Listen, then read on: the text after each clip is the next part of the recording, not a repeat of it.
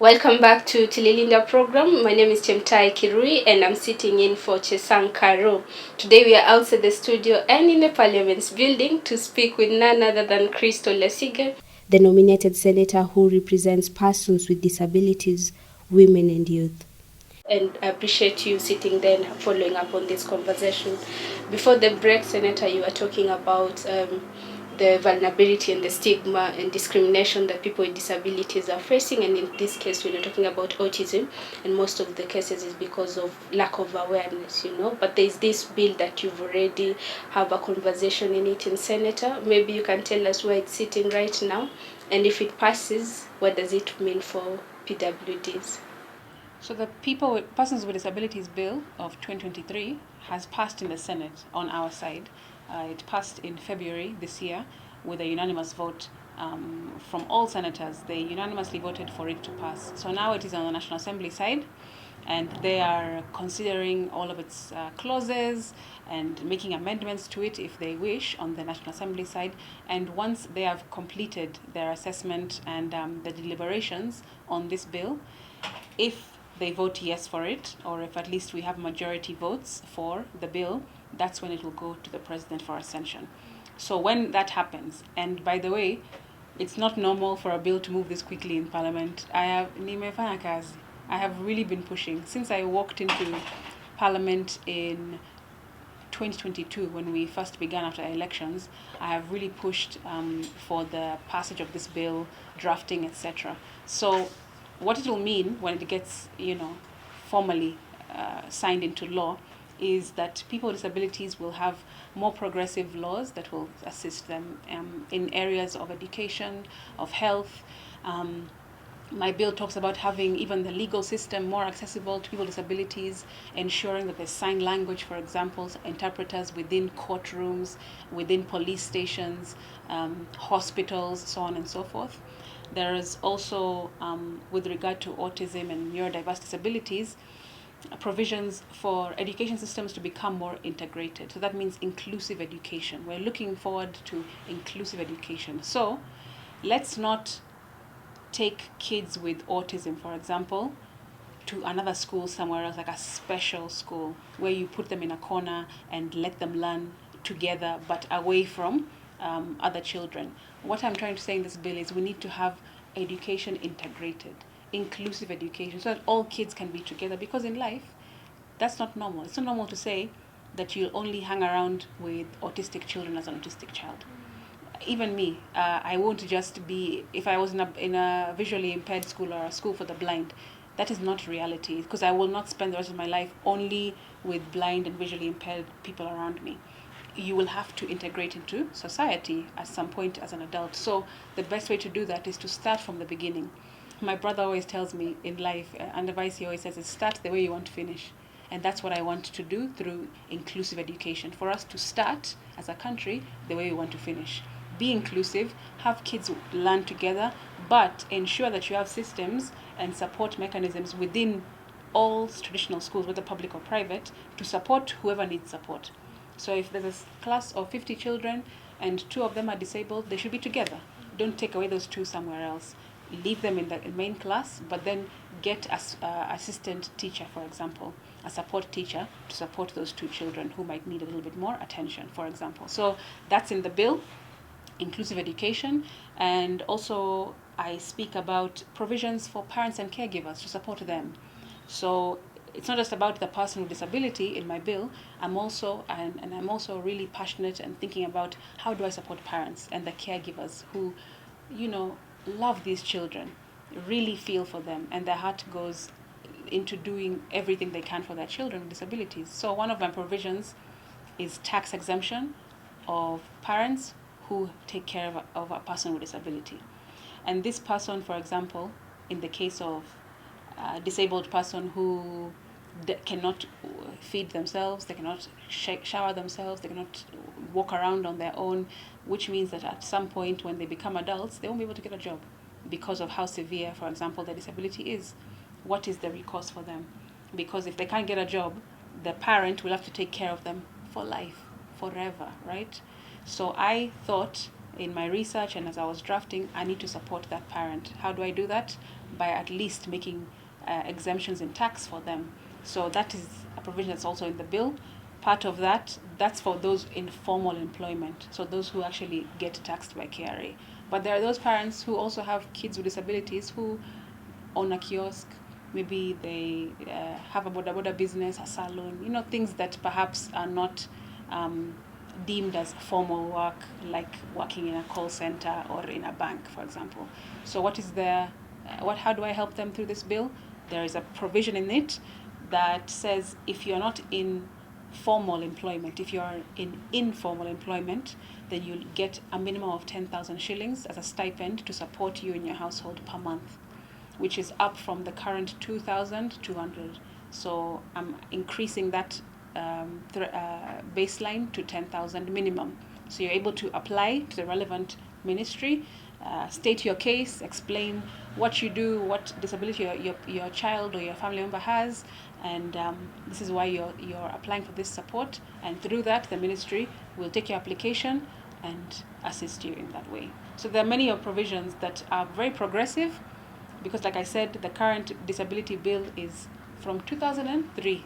That's 21 years old, almost older than people who are watching this program, I'm sure. So I'm really hoping that with these more progressive provisions, people can be helped and feel more included in society.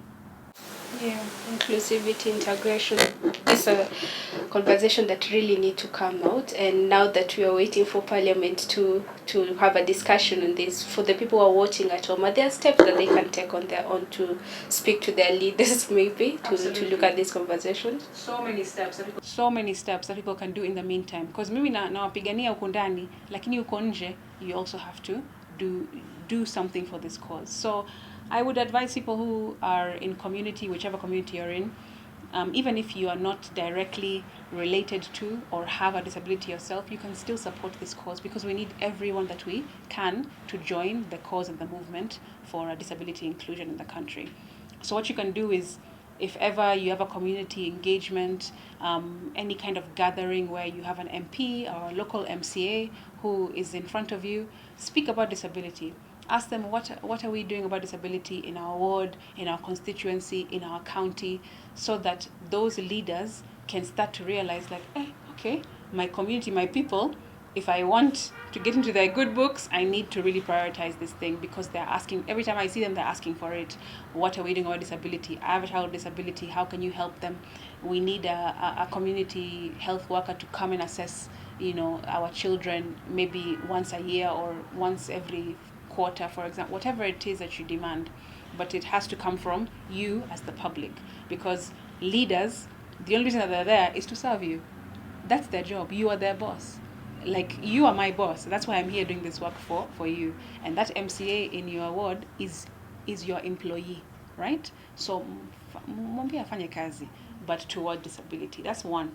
Number two, what people can also do is try to engage with this bill. If you're able to find it on the Parliament website, it's there for people to read it, so that you can now start to understand what it's about, the provisions that are there, so that when it comes to conversations, or if there is some kind of a poll that's being run in your community, you can say, you know what, this thing is important and I want it to be prioritized, this bill and its provisions, right? That's another thing people can do. Next is look around your community. You must know somebody with a disability. Maybe they're not going to school for whatever reason. Maybe their parents or their caregivers hawawezi wapeleka, to health systems or a healthcare facility.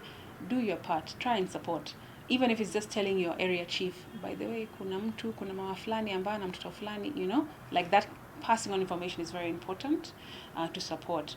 And I think that if people start to engage more, sharing knowledge and information, it's very powerful. When you talk, it's very powerful. Word of mouth is extremely, it can really change things. It can really move a cause forward. So, like I do here in Parliament with parliamentarians, I'm always talking about disability. Mpaka wamechoka na mimi wanasema, basi Asige, tumesikia. Every time I approach somebody, they're like, I know you're going to talk about disability. I am doing something in my county. I ask senators who are county area senators, Wakwale, what are you doing about disability? Wabusia, Omtata, what are you doing about disability? I've had this case in your county. Why is that there? Can you address it? Hivyo. I do that in Parliament. So I need the public in your spaces to be doing the same thing so that we can be moving together. Because there's no point of me doing it hapa ndani, alafu huko nje, hakuna mtu anayeongelelea, you see? So it won't help if it's only one-sided. So, and then generally speaking, the last thing I would say as an easy way to push the agenda forward ni change your mindset about disability. Disability is not something that should be shamed. It's not something that should be insulted. You should not look down upon it. Disability is just about the environment around us, right? I always say there's a simple equation to disability that I give people, which is that impairment, when an impairment meets a barrier, that now becomes a disability. For example, since we're here tonight, right? If I switch off all these lights and it's extremely dark in this room, all of you will be disabled because you won't be able to see. Cindy, that will mean that the power cut or the lights being switched off is the impairment, and then plus the environment that, there's cameras here, there's desks, there's chairs. The environment is not safe for you to move around freely, so that is impairment plus the environment, which is a barrier, equals a disability. So that means that you will have a disability if that happens, isn't it? Same thing if, for example, you break your leg for a small period of time, you feel disabled because of the environment, the roads, the potholes, the pavements, the matatus, the buildings which have no ramps or lifts, So it's something that we all sort of interact with at some point in our life, whether it's directly or indirectly. But once we start changing our minds about disability, then we start changing our language about disability, and that means that society will also start to change its perception of disability. It's a cycle. It's a line that has to be followed. And I always tell people that my visual impairment is not a disability. Who could you into disability? That's where disability begins, in the mind. Once you decide huyu mtu hafai kuwa in society, anafaa kukaa nyumbani, that's your mind telling you, and that means that disability is here. Mine is not here.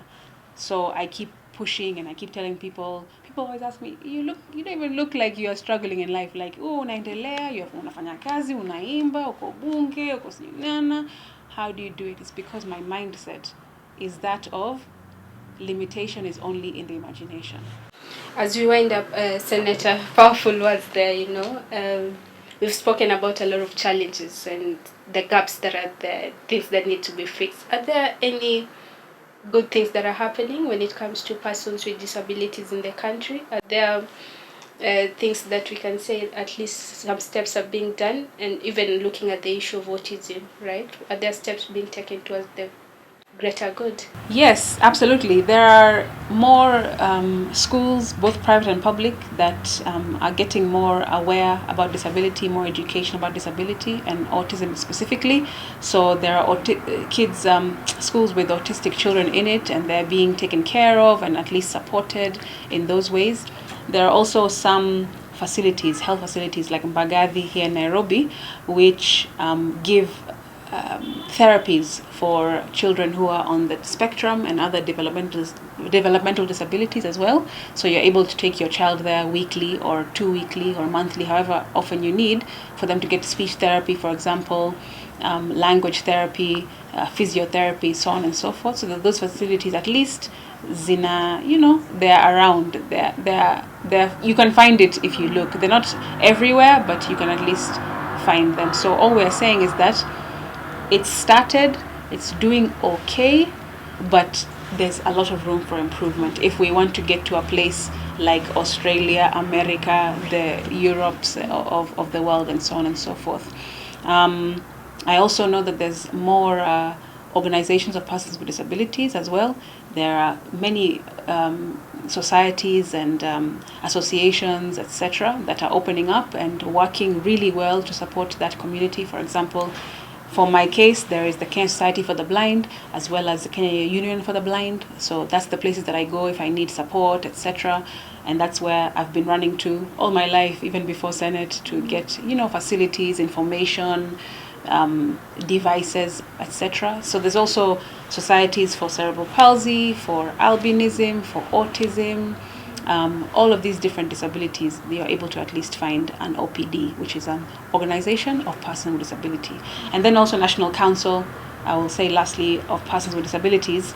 They have been centralized in Nairobi, and it's been very difficult for people to get registered. You know, the disability card, you have to register, etc., come all the way from your county to Nairobi to be seen in person, to be assessed in person. And many people have been complaining, maze, mimi ni mlemavu, nataka nitoke Kilifi nipande gari alafu nifike Nairobi, how, you know? And of course, when you travel as a PWD, lazima utembee na mtu usually, right? So that becomes expensive, energy, just the ability to even take time to come all the way to Nairobi. So what the National Council has done, it has now decentralized. It's now in every county. So you'll be able to find a branch of National Council in every single county. That's also a very a good step, a win for us in the community. So you're able to be helped now within the county. If you need to get your disability card, you can do it in the county. If you need to get an assistive device or support of some kind, maybe some training on I don't know, anything that you need as a PWD, you can get it within the county. And also, lastly, National Council for PWDs are also online. So you don't have to even do a physical sign up or applications. You can now go on eCitizen, which they just launched now this year. You can go online and now you can find the services just there online. So if you, kama una smartphone, kama una jirani ambaye anaweza kusaidia na credit na bundles, you can now go online and at least register and look for the service that you need. Yeah, more work needs to be done, but it's not all gloom from what you're saying. So things being done. And you said your mental is your strength, you know. Once we are aware and acceptance, you know, especially when it comes to autism, good things are happening. And Elon Musk is known because now he owns the Twitter and people can relate to that. But there are people who have come out and are doing so well with this while living with autism, right? Kuna wale wengine ambao unaweza mention pengine? Yeah, kuna watu wengi, walemavu wengi, especially those who are on the autistic spectrum or autism spectrum, excuse me, who are doing great and have done great things for the world. Some of them include Albert Einstein and his inventions and his discoveries. That's the reason why we're sitting here with all this equipment, because of an Albert Einstein who was extremely autistic. We also have Charles Darwin. We also have people like Bill Gates, the current, or rather, is he current or former? The Microsoft founder. He's also autistic, and nobody really knows that. Even though he's even a good friend of Kenya, he's always here, going to Nairobi University and doing lectures. He has autism, and look what he's been able to build. And you know the reason why these people, including Tesla, the Nikola Tesla, who invented the Tesla car, the electric car. There's some people who do great things in science, technology, in the arts and culture, and they're autistic, right? And the thing is, what they've been able to have is support. An environment that supports them and their disability to do and to live as full a life as possible. You see, in America, Bill Gates is only Bill Gates because America is forward thinking, has progressive laws, supports disability. Otherwise, he would not have been able to get where he is with his disability, you see. So if we can turn into that, a society that is supportive, that has provisions within laws that promote the inclusion of people with disabilities, then that is what I mean about impairment and barrier. If we remove the barrier, you won't have a disability. Even if you have a small impairment, if you just remove the barrier, you will remove the disability. So they're doing fantastic things, and there are many people, even in the blind space. There are people like Whoopi Goldberg, the famous actress. She has glaucoma like I have. There is Ray Charles, the famous musician who died from the south of America. He also had glaucoma.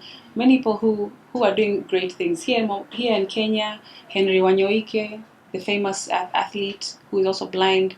You know, so it just depends on the environment and support that people get that determines how well that they'll do in life. So that's what we're calling for. And parliamentarians, whoever is watching this, if you know you're a parliamentarian, tell him that Crystal Asige, Senator amesema, budgetary allocations are very important. We're the ones who make budgets in this country. We are the ones who say hizi pesa zitaenda huku, hizi zitaenda huko, hizi zitaenda huko. We are the ones who will be able to help this country gain more inclusion by making sure that we are saying we need to increase monies that go to disability. We need to increase monies that go to National Council of Persons with Disability, because that is the only way that we can, if we have more resources, that's the only way that we can now realize all of these things that I'm writing in my bill, which is inclusive education, better judiciary systems, better healthcare systems, but it needs money. And if money is not prioritized, then that means that you're not prioritizing us as human beings. You're saying to us as PWDs, we don't care about you, you belong at the bottom of the list. Yeah. Thank you so much for your time, Senator. Unless there's something else burning you'd want to touch before. Burning! I want people to listen to my music. Okay. That would be nice. I want that too. Could you give us a one line or something? Watu wakas TV. Saseni, I would love for your viewers to listen to my music, because I'm also, even though I'm in Parliament Sahi, I still focus on music. I still sing, I still perform, I still go to a studio to record. My music videos are on my YouTube channel. So watu wasifikirie niliacha mziki, sababu mziki iko hapa. It's who I am first.